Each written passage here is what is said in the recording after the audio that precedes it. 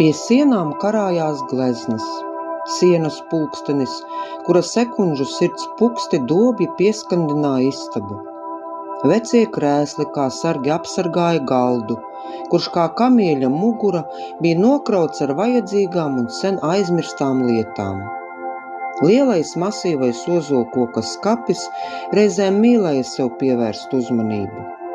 Tad uz viņa pēkšņo durvju cīkstošu atvēršanos pašām no sevis skatījās gan iepriekš minētais interjers, gan noputējušās grāmatas plauktā un neliels atpūtas dīvāns.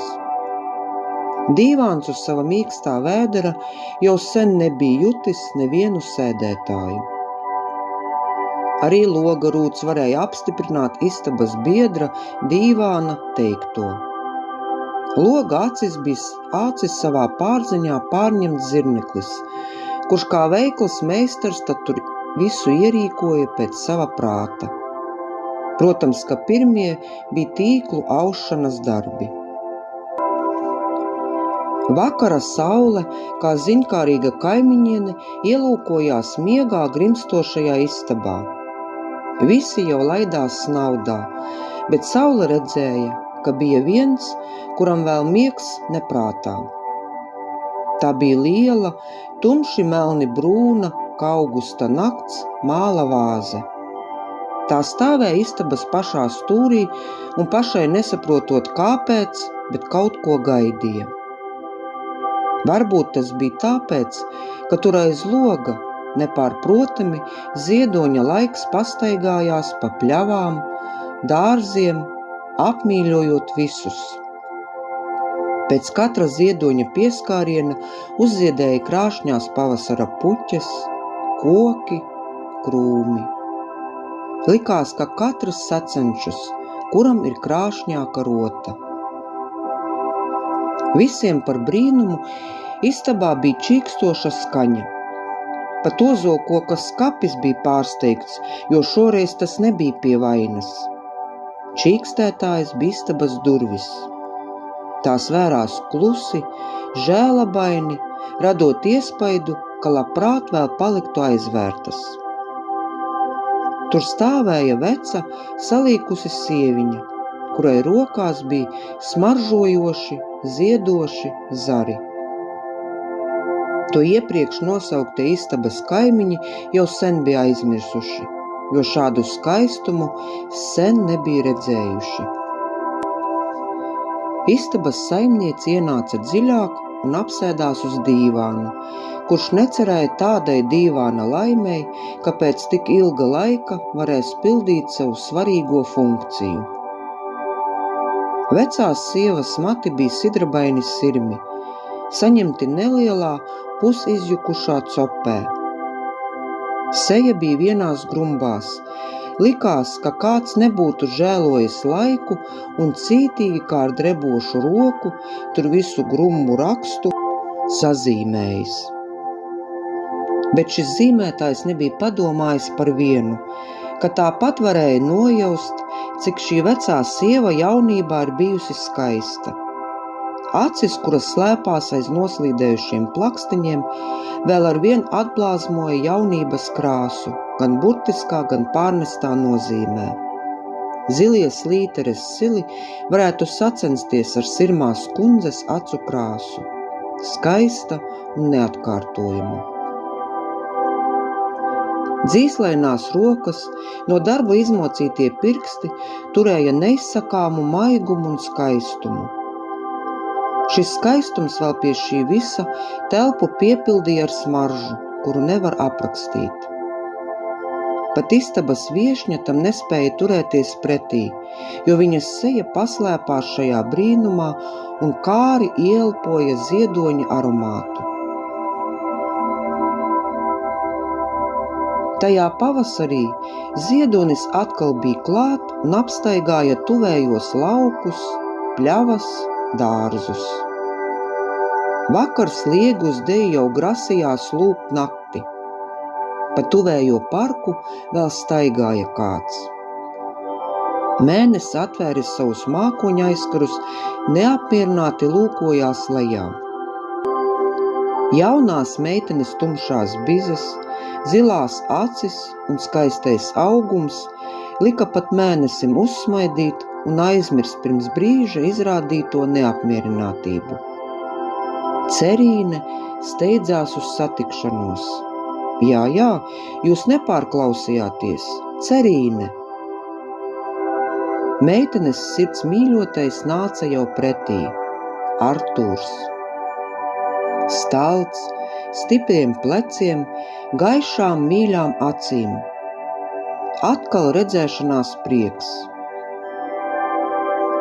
Visapkārt neaizturēja elpu, jo tīši vai netīši dzirdēja Cerīnes un Artūra nākotnes plānus.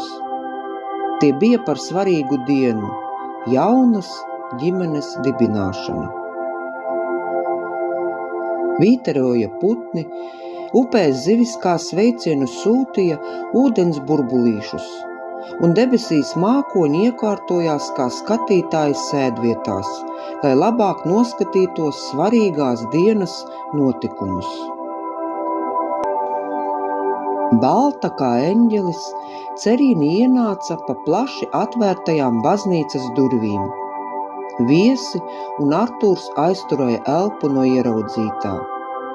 Tumšie mati un baltais tērps pastiprināja un akcentēja viens otru. Kā divas zilas zvaigznes raudzījās Cerīnes acis. Jau pēc brīža Artūrs apskāva savu jauno sievu. Pirms kāzu mīlesta un visām piederošajām tradīcijām šiem svētkiem Artūrs aicināja Cerīni izbraukt ar laivu netālajā upē. Raugoties viens otrā, viņa tomēr juta un redzēja, ka visa pasaule priecājas par viņu nozīmīgo dienu. Artūrs piestāja upes klusākajā līcī un kā meistarīgs triku meistars no laivas priekšgala izcēla pasakainus brīnumus. Tie bija agrāk neredzēti ziedoši zari, tādi maigi, kā uzputota debesis mannā. Katrs zieds atgādināja mazu zvaigznīti. Tā bija kāzu dāvana Cerīnei no Artūra.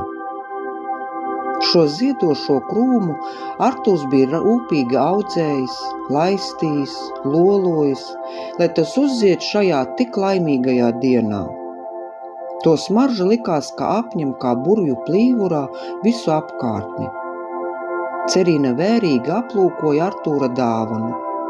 Balti, maigāk rozā un tumšāk rozā, kopā ar dūmakaini violetajiem toņiem. Uz viņu raudzījās mazi ziediņi. Bet šur tur pa vidu Cerīne ievēroja, ka ziedlapiņu skaits atšķīrās.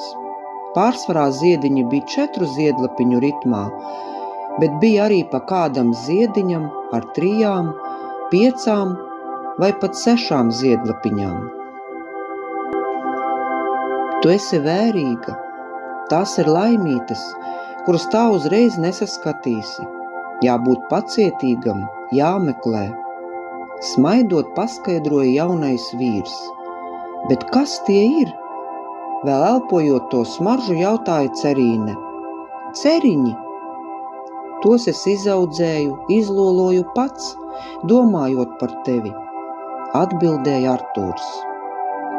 Sieva apkampa savu vīru, un jaunā kopdzīve bija sākusies. Kāzu galdi bija nokopti un sākās ikdienas solis un rūpes. Kāzu dāvana vēl priecēja istabā. Tā bija ielikta lielā, tumši melni brūnā kā augusta nakts māla vāzē.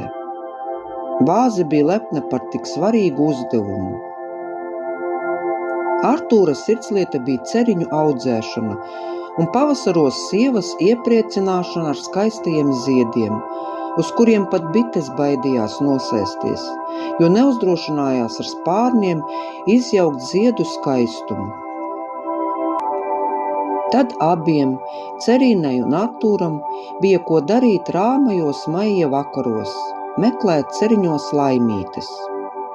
Bija vakari, kad laimīgie ziediņi paši likās izslienas, lai tos pamana, bet bija arī tā, ka meklēšana nevainagojās ar panākumiem. Nākošajos pavasaros jau meklētāju pulciņš bija kuplāks. Artūrs klēpī turēja savu pirmo mazo atvasīti. Pēc pāris gadiem laimītes meklētāji jau bija 5 – Cerīna, Artūrs un viņu 3 bērniņi. Bija jau pagājuši 30 ziedoņi, un pie Ceriņu sāniem skaistumu baudīja atkal 2, tie paši, kur uzsāka šo tradīciju. Pārējie bija jau atraduši paši savi jaunās dzīves vietas. Ikdienas dzīve bija nesteidzīga. Balstoties ar vienu roku uz kūjiņas, ar otru, stutējot viens otru, Artūrs un Cerīna apstaigāja Ceriņu laukus. Tie tiešām pa šiem gadiem jau bija lauki. Reizēm šķita, ka putni virs tā lidojot piebremzē savu spārnu vēzienu, jo Ceriņi ar debesmannīgajiem māniem jauca galvu. Te izskatījās, it kā saule būtu sakūlusi gaisīgas putas, piejaucot pasaku valstības krāsas.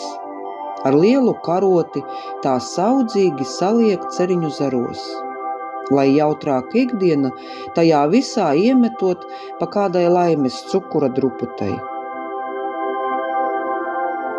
Tajā rītā Cerīna nejutās labi. Galva šņāca, kājas kārželeju pielietas, tāpēc Ceriņu dārza ekskursiju viņa neapmeklēs. Artūrs, atbalstoties uz sava drauga kūjas, devās tos apciemot viens. Diena jau sliecās uz krietnu pusdienlaiku, bet Artūra vēl mājās nebija. Cerīna šad tad pacēla galvu no spilvena un palūkojās uz pagalma pusi, vai tur jau nemanīs savu mīļo vīru. Nē, tur tikai pavasara tārpiņu strenkāja vistas. Pie palodzes jau klāvēja pēcpusdiena, kad neraugoties uz slikto pašsajūtu, Cerīna devās pretīm savam Artūram. Jau abas ar savu pavadoni, Cerīna un viņa skūja bija tikušas līdz piekalnē, no kuras jau sāka pavērties Ceriņu pasaule. Artūru vēl neredzēja. Pagājusies tuvāk, Cerīna redzēja, ka tālumā cilvēka veidols ir atspiedies pret vienu no Ceriņu krūmiem. Ārtūr, Ārtūr, sauca Cerīne. Nekā, visi palika savās vietās. Jau baisā nojautā sagrābtā sieviete, cik vien ātri spēdama, klungurēja tuvāk. Viņa pieliecās, aizskāra Artūra plecu. Vīra plaksti neatvērās vaļā. Izskatījās, ka viņš ir aizmidzis. Tā jau arī bija, tikai šis bija baltais Ceriņu miegs, no kura nepamostas. Tagad Cerīne dāvināja savam Artūram ceriņus, tikai šoreiz dāvināšanas iemesls bija pilnīgi pretējs iepriekšējiem. Pēdējie ziedošie zari Artūram aizejot apkopt un audzēt mākoņu ceriņus. Cerīne tagad lielajā mājā palika viena. Tajā istabā, kur kopā dzīvoja ar savu dzīves draugu, Cerīne vēl nevarēja ieiet. Varbūt kādreiz, bet ne tagad. Tā ziema, kuru Cerīne pavadīja viena savā mājā, likās, ka dara visu par spīti, lai pārbaudītu saimnieces izturību.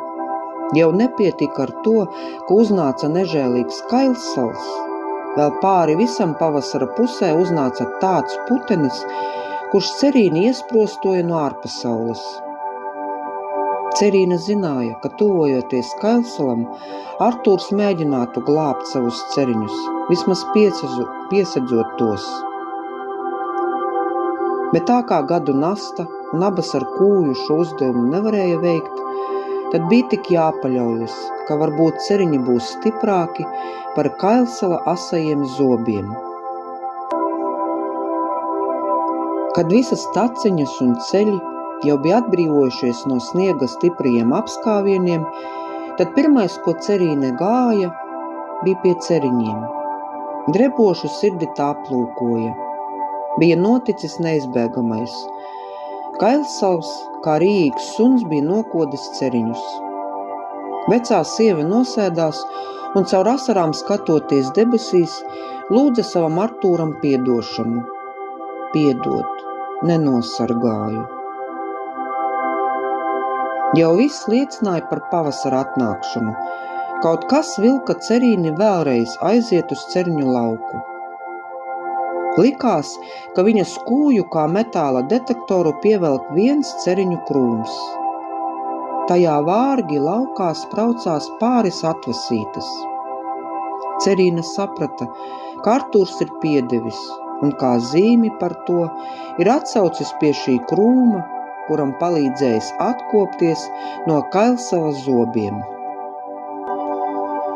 Nākamajā pavasarī neticamā ātrumā krūms bija atkopies un priecēja Cerīni ar debesšķīgajiem ziediem.